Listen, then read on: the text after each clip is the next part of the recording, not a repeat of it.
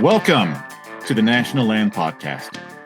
This is episode number 133. My name is Matthew Christian. I'm the Chief Marketing Officer at National Land Realty, and I will be your host for this episode. Now, before we jump in, since I have the spotlight and I own the microphone and you get to listen to me and you can't stop me, I'm going to hijack this real quick. I want to extend a huge appreciation for my team behind the scenes. I get the special, unique privilege of being able to hop on and do a 1-hour interview several times throughout a month and talk to really terrific, smart people about really valuable topics. And it looks easy, but what happens behind the scenes is I have multiple people reaching out to countless others throughout the country as the year goes on to try to schedule new and unique topics and get unique minds onto this podcast. They get those scheduled. We do a brainstorming session. Those get scheduled. We come up with a topic that works. We send them notes. I get to sit down and do an interview, and then my copywriter comes in, listens to the blog, and during this time, my digital person will usually listen to this blog as well to pull out snippets for video reels, and my copywriter will pull out snippets for this, I just said blog, podcast, snippets of this podcast for blog articles and things that we feel like are valuable information. There's so much that goes behind the scenes that a thanks is necessary and an appreciation is necessary. So it's definitely not me being so slick that I get all these guests. There's a lot of work behind the scenes, and my team is incredible. And so I want to make sure that is noted, that's what goes on behind the scenes. The other thing I want to say is there's a preface that I have before we jump in here. Today we're talking to Jackson Takach, and I'll introduce who he is in my whole intro spiel that I pre-wrote so I don't mess anything up. But I think it's of special note on today's topic. We're talking about a fairly politically loaded topic right now. I mean, and I'm talking powder keg loaded, if you listen to the news cycle. And I do sort of lead Jackson in a couple of these questions, and it wasn't to be malicious. It was because leading could be malicious. What it was is to try to get a bearing on the topic itself. Where this is in the news media. Is this really a bad thing? This is in the news media. Is this really a good thing? And I want you to listen to these nuances that he has as a response to my questions, because I don't think it can be underappreciated how on target he is on getting just straight facts in front of you, and just a highly, highly professional person, and someone who's knowledgeable on a level that I have to keep myself sharp to stay with it. No, it's tough to keep up with him. He's very, very knowledgeable. So let's jump in. I just wanted to make sure that I noted those two things. Definitely listen to the things that Jackson says in this. He's absolutely, I feel so privileged to have him as a guest. So now on with today's topic. Today, we're going to be talking about tariffs. And if you turn on the news, open any newspaper, or listen to any podcast or other media outlet that has anything to do with politics, you've heard about tariffs. It's huge in the news cycle right now because it is an incredibly important topic. If you own farmland, this topic is especially important. Today, we're talking about this and much more with one of the United States' top economic minds about land and agriculture. We are once again talking with Jackson Takach. He's the Chief Economist and Vice President of Strategy, Research, and Analytics for Farmer Mac. Those of you listening for the first time, this is an incredibly special treat. Farmer Mac functions as the secondary marketplace for land loans. In other words, if you get a loan for land, chances are it originated here. Now, Jackson sits down with us to talk about these politically loaded questions and address them in a very, very straightforward and fact-oriented manner. Now, stay tuned, sit back, and enjoy. Okay, and I am sitting here once again for our quarterly call here with Jackson Takach. Jackson with Farmer Mac. Your title is a long one. So I'm going to say Chief Economist and let you finish the rest. I always forget what the end of part of it is. Well, you're right. There's a lot of commas, a lot of ands in there, right? It's like I always say when you work at a place long enough, you start to carry suitcases around of all the stuff. And like my title is a big suitcase of stuff I've done over my career at Farmer Mac. But Vice President of strategy, research, and analytics. So that's a big tent, but chief economist works just fine. Chief economist. So tell me about, we just had a whole agenda. I'm going to wreck it right now. Tell me about the rest. So chief economist, I feel like speaks for itself, right? Yeah. Like you're looking at the economics of the country. Tell me about the rest of the title and sort of what that feeds into in your daily.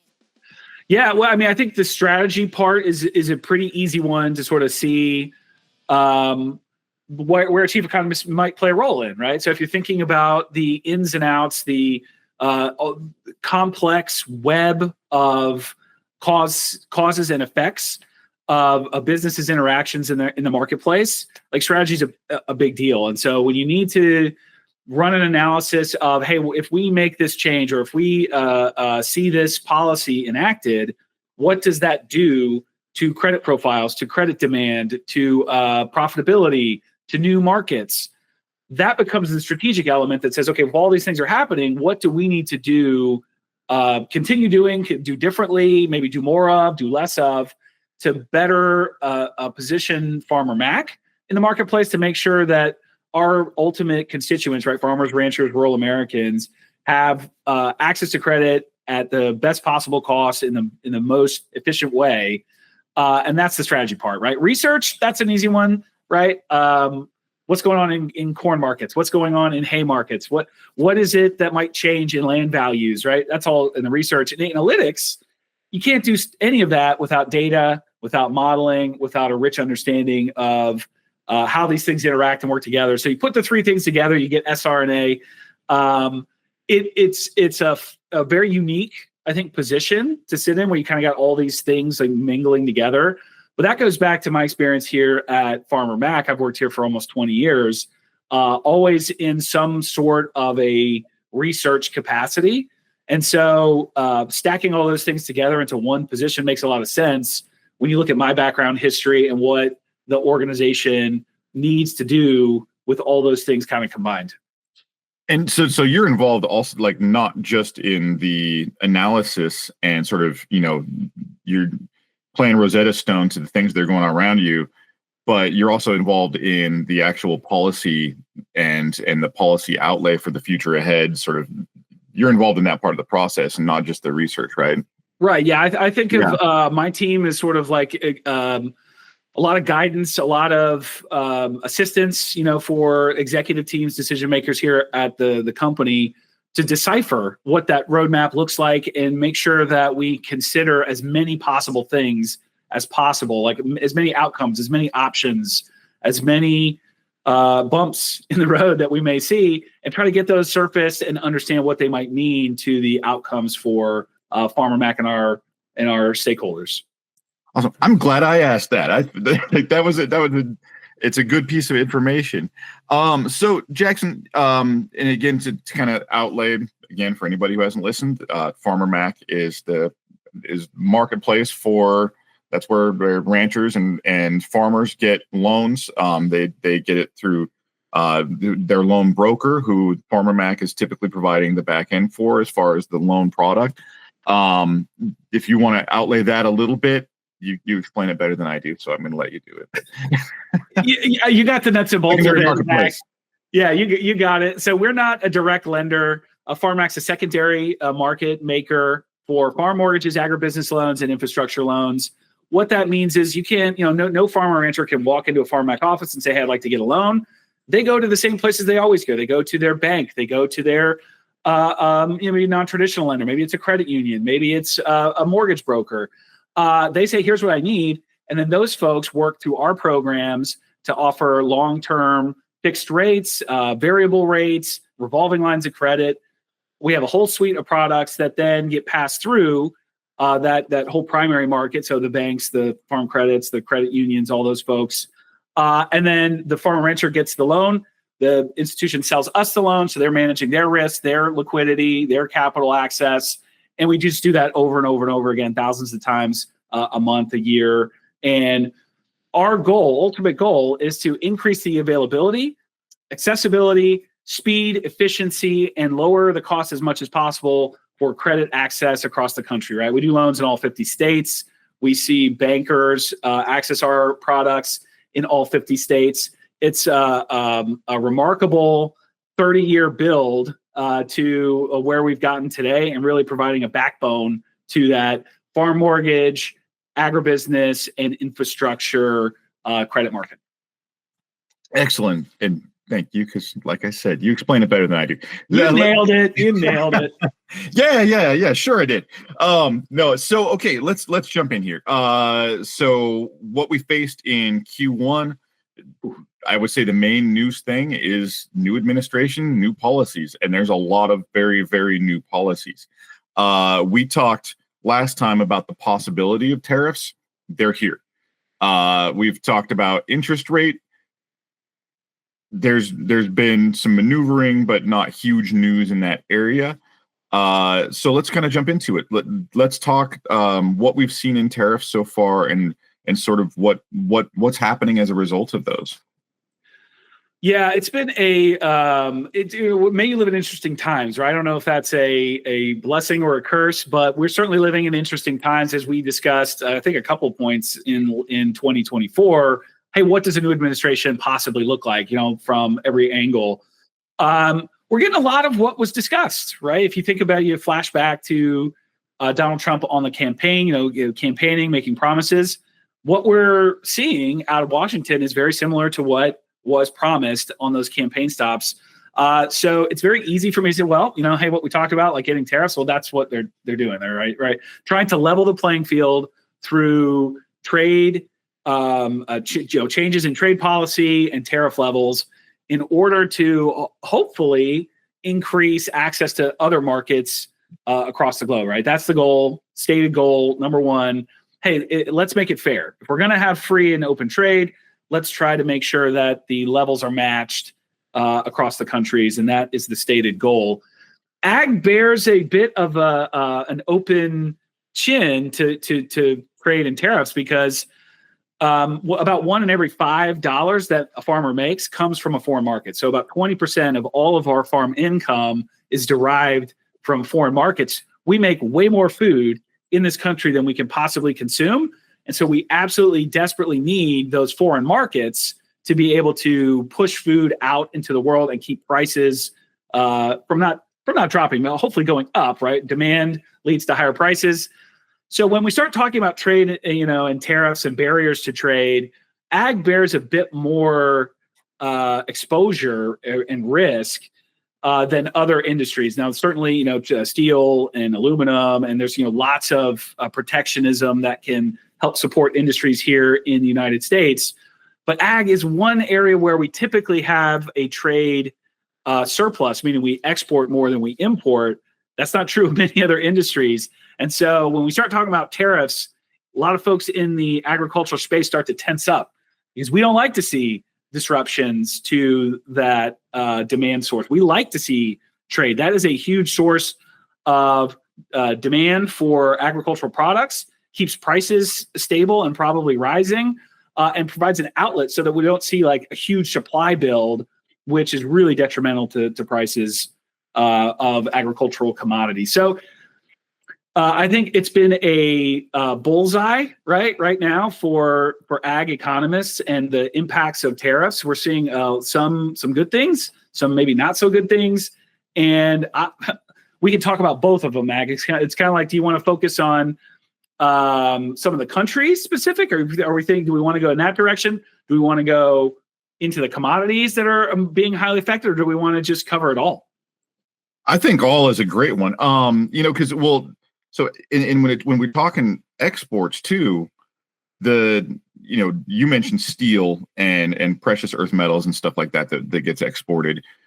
But like steel, if you don't trade it, if it doesn't get sold, it goes into inventory and you still have it. Ag, when you're talking any cows, pigs, corn, soy, those things are, cows get old, they pass away. Obviously corn, soy, any product, if you don't sell it, it rots. And yes. So it's one of the, like, you've not only lost the sale, but the product is gone as well. That's where, if something moves, like you said, that the ag is on the front line, it takes it on the chin first, and it has the highest impact area. Have we seen what have we seen so far, I guess, is the good question, because, you mentioned before, China doesn't have to boycott us. They just stop buying. It doesn't have to be a policy thing. They just quit buying. They look for other resources. Has that happened? Where's it happened? And I kind of know the answers, but I want to see what's your feedback on that? Yeah. So you're exactly right. We deal in perishable goods many times. And it's like, sometimes you can freeze stuff and it can last for a long, long time. You can freeze meat. It can last for a long time as long as you keep it frozen. Some fruits and vegetables, but almost always in agriculture, there's a deterioration that happens over time. So it's not like gold where you just throw it in a pit, save it till the value goes back up, and now you can sell it again. We have a perishable good, and that works on both imports and exports, right? So there's perishable goods coming in from Mexico, tomatoes, avocados, other vegetables, and that means the supply is relatively inelastic. It's kind of the supply curves goes up and down. In those markets, when you're sort of a price taker and you've got a fixed a supply of a product, and all of a sudden there's a price change, you can't do very much about it. You've already put your money into the product. You've already put the fertilizer on the ground. You put the seed in the ground. You've tilled it. You've got the corn out. The value's there, and if the price goes down, you can save it for a year, maybe. You can pile it up and hopefully find ways to preserve it. But there's a limited amount of time that you can do it. You kind of become a price taker. Where it is probably hitting us the hardest right now in the bulk commodities is in soybeans for China. So China's starting to pull back from buying our stock of soybeans. They have a great partner in South America, in Brazil. So they can sort of switch hit when we have a lot of soybeans at a cheap price, they'll buy from us. When South America has a lot of soybeans and prices are cheap down there, they buy from them. And right now they're just extending purchasing from the South American crop and starting to say, hey, wait a minute, we're only going to tap the U.S. when we absolutely need to. So it's about a $12 billion market. A lot of soybeans go to China. We experienced this in 2017, 2018, 2019, and ultimately got to a good spot where we reduced some of those tariffs and counter tariffs that were on with China. But once again, we're sort of setting the stage for a bit of a battle over those core grains, those bulk commodities. When it comes to more North American, let's go to the northern hemisphere, North American trade, Canada and Mexico. There's a lot of tit for tat sort of happening. So we promise a raise in tariffs, and they sort of promise a raise in tariffs, and then we sort of call the whole thing off and say, oh, we'll read it. We'll talk about this again in April. It's happened a couple of times. Happened in February, happened in March. We're staring down another tariff raise coming up April 4th, I think is the next date where we're talking about, hey, let's try to see some movement in a couple of non-trade related things. Right? Let's try to see drug trade come, or people coming across the border. Let's solve some of those things. If we can solve some of those, then we won't put additional tariffs on some of these goods. But Canada and Mexico aren't waiting till April 1st. They're already enacting sort of counter tariffs, and that's hitting some other agricultural products. So it could be dairy industries. It could be bourbon, right? So Kentucky, my home state, makes a lot of bourbon. That becomes an easy target for importers of other countries to say, like, if we want to hit agricultural products, we can do it in very specific ways. Rice is another one where trade starts to freeze up, and that really hurts our producers in very specific markets in very specific regions, and they think it can give them a lot of leverage. So that's where we are. We're seeing this sort of posturing between the big three, I'd say, Canada, Mexico, China.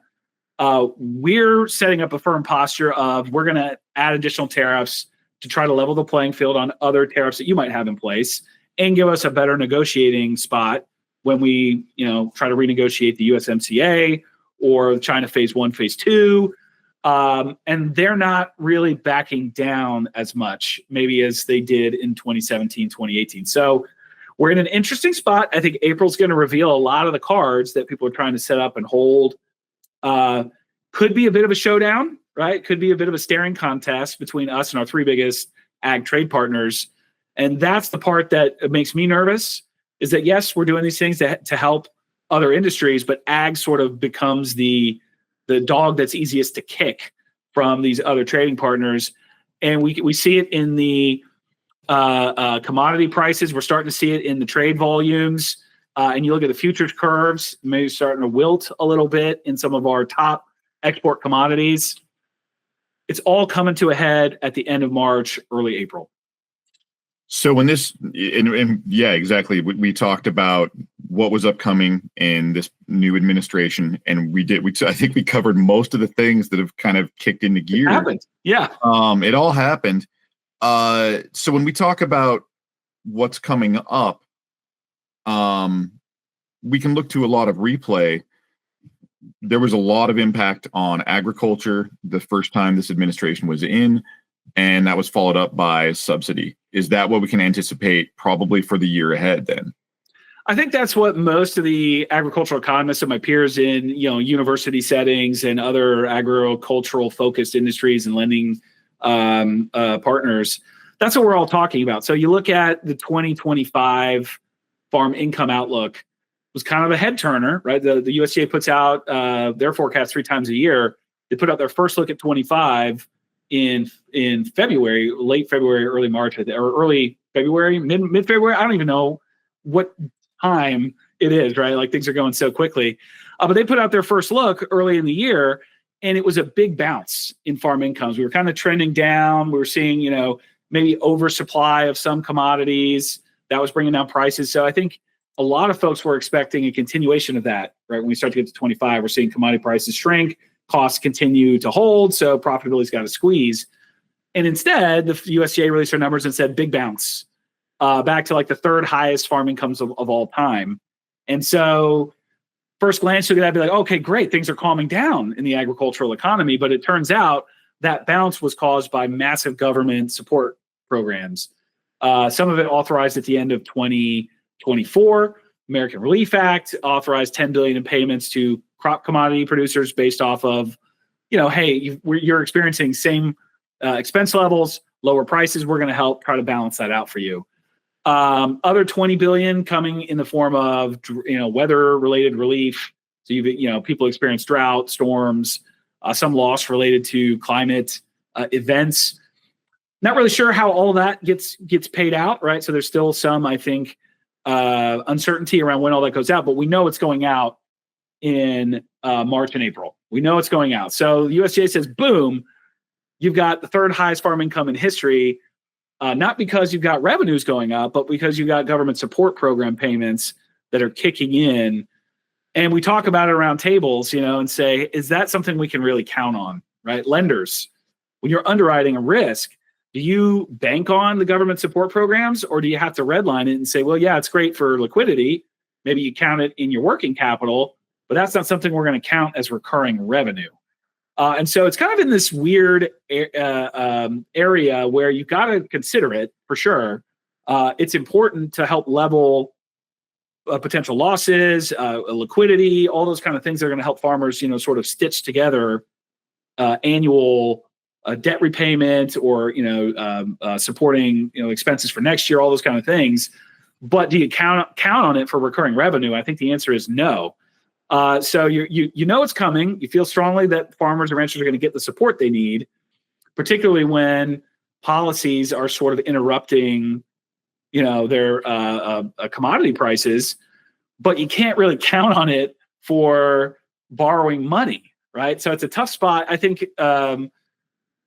Everyone that I talk to says, do you think they're going to continue to pay farmers, counter-cyclical payments? I say yes. And I think most agronomists say yes. Well, then why can't you count on it?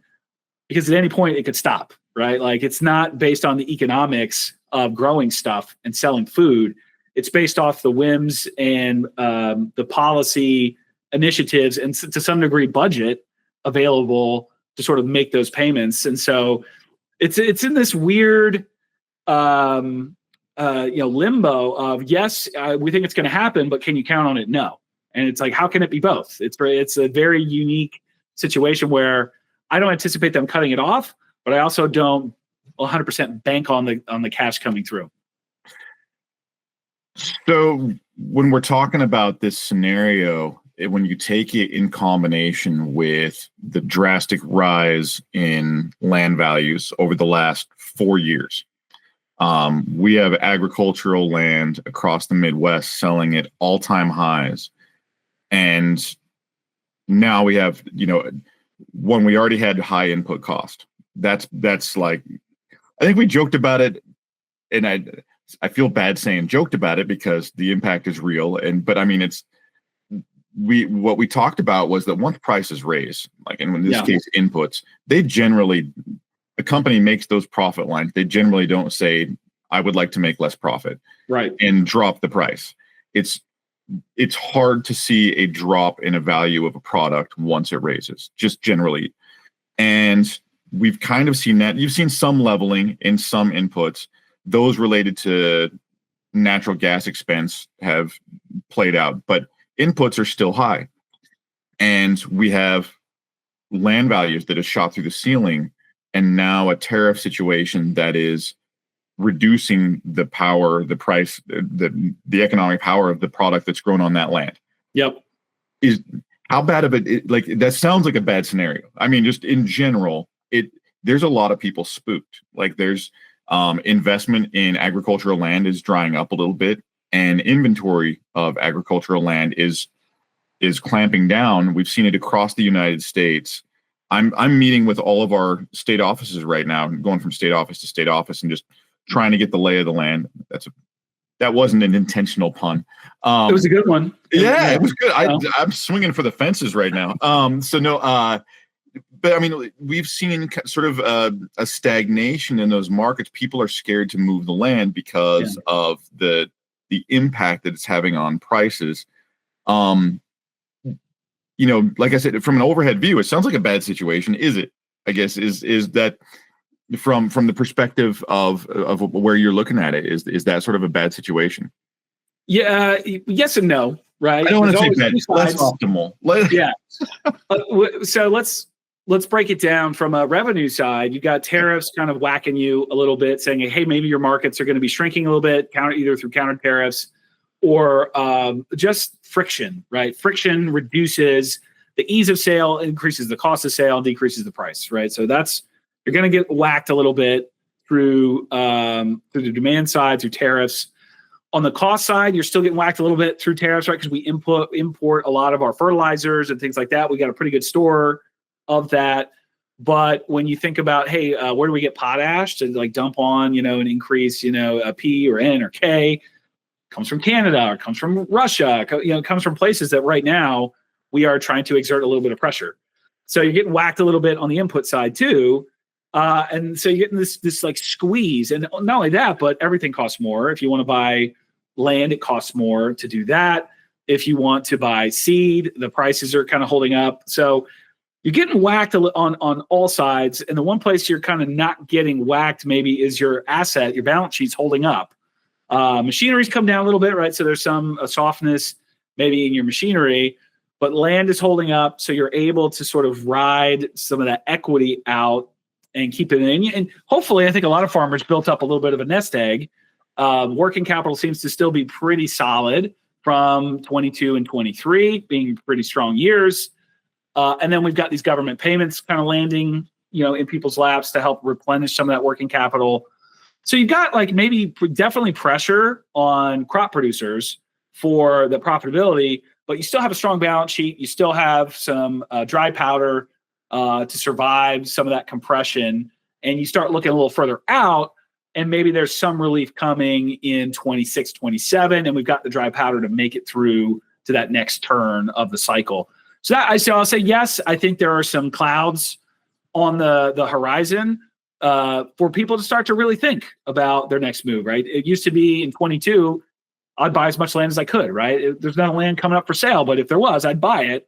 And then in 25, you're maybe working a little bit harder to understand what the value prop is on any property. Some you may say it just doesn't pencil. And I think you've rewind the clock 3 or 4 years, everything penciled. Like it was a definite yes to everything in 22. We saw this 5-6 years ago, right? It was 2017, 18, 19. Things were starting to grind.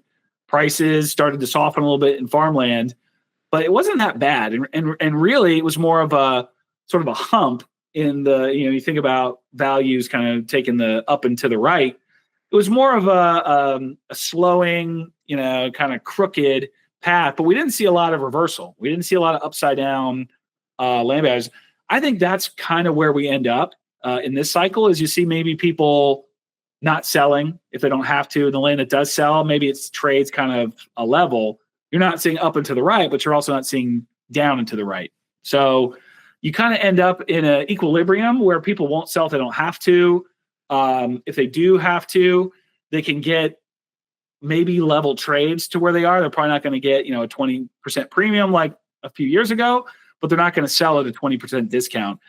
Now I'm talking about Midwest. Like you go out to the West Coast, it can be a little different because those markets move, land subsidence in California can move properties by 20, 30, 50%. Water access can really change things up in parts of the Pacific Northwest down in California. So, it's a different ballgame. But in the core Midwest, I think we kind of end up in this sort of slow round out. On a real basis, you might be declining a little bit, but just hard values, we kind of level off. That's what's showing up in the data I'm looking at. Even though you got accumulation of inventory out there a little bit, prices are still moving. We're still kind of seeing some lateral movement in prices, not upward, but not downward.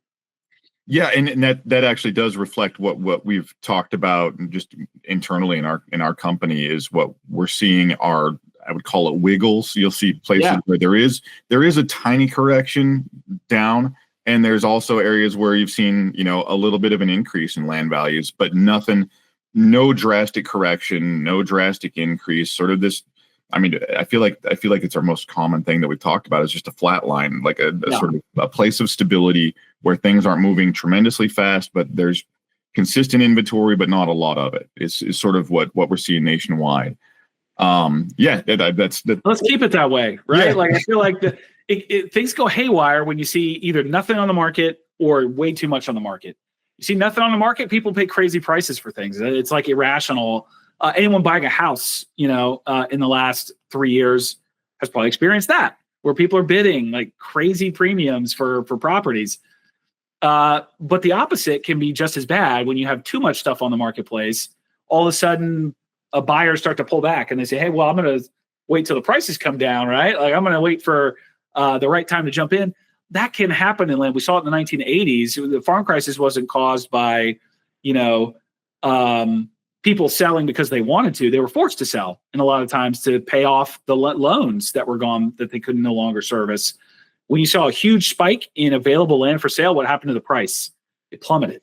So that's the kind of thing we want to avoid. We don't want to see, it's good to have a healthy amount on the marketplace, but you don't want 0 and you don't want 100. You want to be at like 50 miles an hour. That's nice and steady and easy to understand those markets. When you get to 0, it's weird. When you get to 100, it's weird. Right now, we're probably like 25 miles an hour. If you think about like where we are in that normal cycle, that's kind of what I'm seeing from the data. Does that ring true for you guys? Yeah. Good, stable speed. There's some areas there are areas where in our field, it's a high impact because if land's not selling, it hurts our field. So there's a few areas that are like, there's a bit of a struggle. It's a bit of a dogfight to get the land that is selling. But that doesn't mean there's no velocity in the market. There is. It's more difficult to get in there. So that's from our perspective, but from the land owner's perspective, you're not seeing heavy declines. You're not sitting upside down, and if you are, it's a subtle move and it's good stability from that side of things. The hard part is the product itself. And so that I did want to ask you, in terms of tariffs, just from an overhead view, tariffs have been used in the past, right? At one point in our economy, it was like 20% of our income as a country was provided by tariffs. That sort of, it's moved